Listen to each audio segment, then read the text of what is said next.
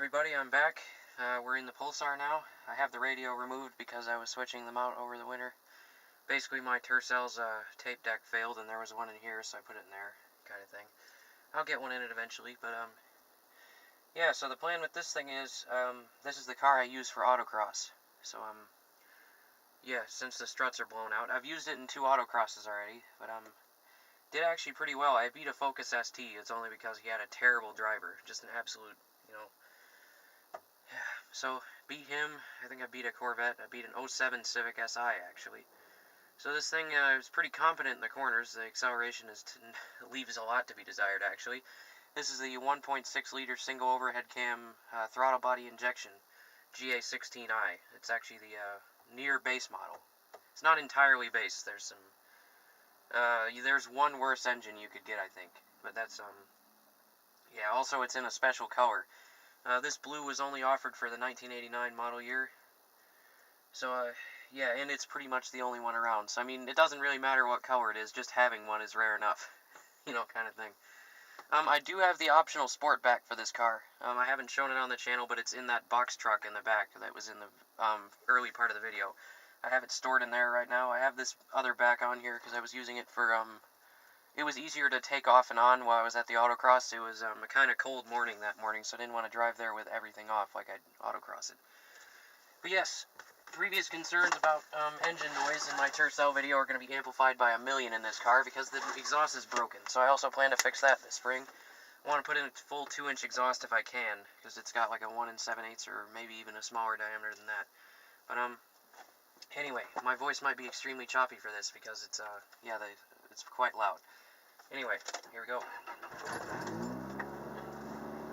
Or I might be overestimating it. But, we're just going to take a short drive today since I have no insurance on this thing. Yeah. We'll just go probably around the block, maybe a little bit further. But yeah, I did put the Tercell's license plate on this thing. It's not entirely sketchy. But alright. Because that plate is valid. It's not for this car, though. You guys can see we're bouncing around already.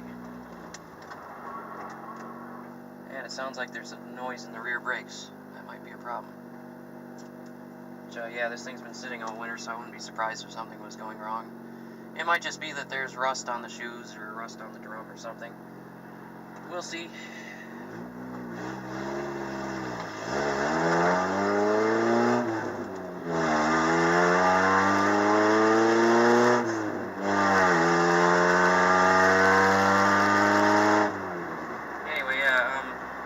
This winter's been actually a really fun time in that Tercell because it's got some pretty, depending on what tires I had on the thing, it was pretty drifty. It was actually much more prone to drifts than I thought it would be. It does get drifty.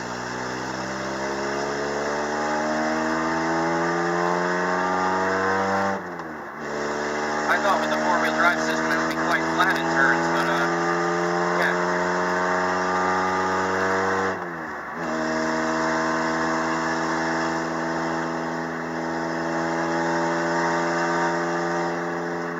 Oh yeah, this thing's really fun to drive. I love it. I drove it all summer last year. Put away that Camry and drove this thing around April last year. About the time I sold that All-Track, actually. Bought this thing for $500 downtown from a guy who needed money for his drunk driving charge. So, at least he didn't wreck this thing while he was drunk driving. Okay? Super rare car. Fun to have. That's a tire in the back. I got those Del Sol rims. I'm glad it didn't knock the camera over, actually.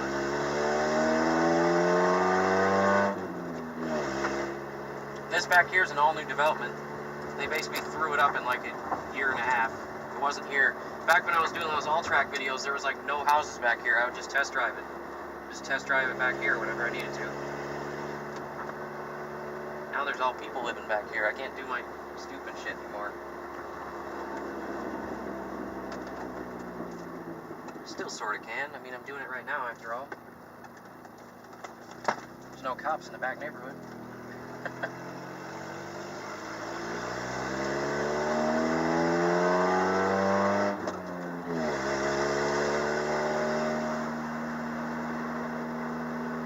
Oh, yeah.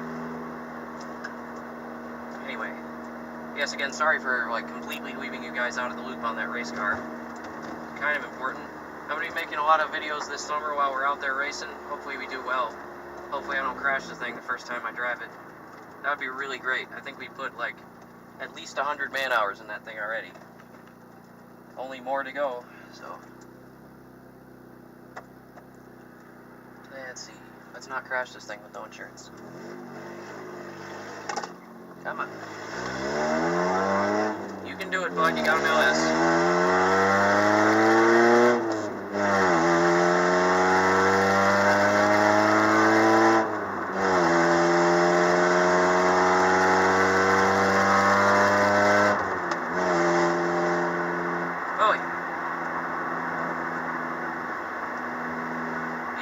This isn't a car you get on in a straight line, really. I mean, you can, but this engine just converts gasoline into noise for the most part.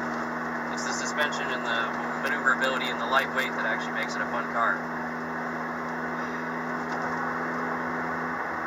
It's actually a really practical daily driver, too.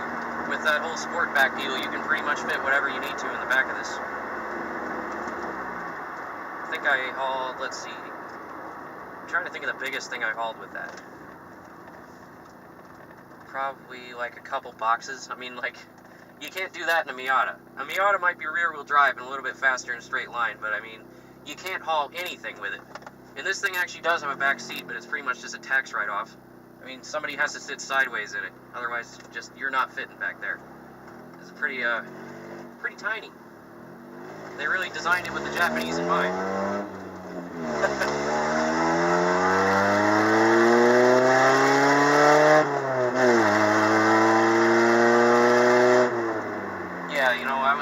Wasn't full throttle there, but I just wanted to rev it a bit higher, and yeah, can't even keep up with the GMC Yukon, who's not doing the same.